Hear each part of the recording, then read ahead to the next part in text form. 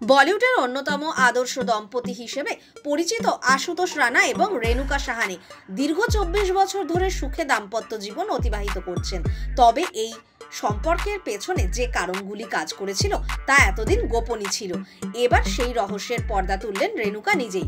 অভিনেত্রী স্পষ্ট করে জানালেন ঠিক কী কারণে তিনি আশুতোষ রানাকে জীবনসঙ্গী হিসেবে বেছে নিয়েছিলেন এবং কেন আশুতোষ রানাও তাকে বিয়ে করতে রাজি হয়েছিলেন।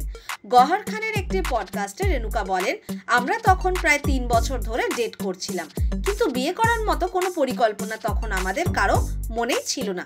আমি নিজে আমার কেরিয়ার নিয়ে ব্যস্ত ছিলাম, নিজের স্বাধীনতা উপভোগ করছিলাম। বিয়ের কথা ভাবাই কঠিন ছিল, কিন্তু আমি সবসময় সন্তান চেয়েছি, আর সেই কারণেই আমি বিয়ের সিদ্ধান্ত নিই।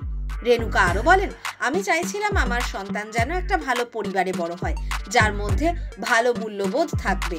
রানাজি এমন একজন মানুষ যিনি খুবই পারিবারিক, তিনি বাবা হিসেবে অসাধারণ হবেন, সেই বিশ্বাস থেকেই আমি তাকে বিয়ে করি। তবে আশুতোষ রানা যে কারণেই বিয়েতে রাজি হয়েছিলেন তা আরও চমকে দেওয়ার মতো। রেণুকা জানান, রানাজি আমাকে বিয়ে করেন তার আধ্যাত্মিক গুরুজির নির্দেশে। ডেট করার সময় হঠাৎ তার গুরুজি বলেন, আমি তোমার জন্য কনের নির্বাচন করেছি। উনি ভয় পেয়ে যান, কারণ জানতেনই না গুরুজি আসলে আমার কথাই বলছেন। পরে গুরুজি বলেন, সে একটা ভালো মেয়ে, তুমি তার সঙ্গে বিয়ে করো। এরপরই রানাজি আমাকে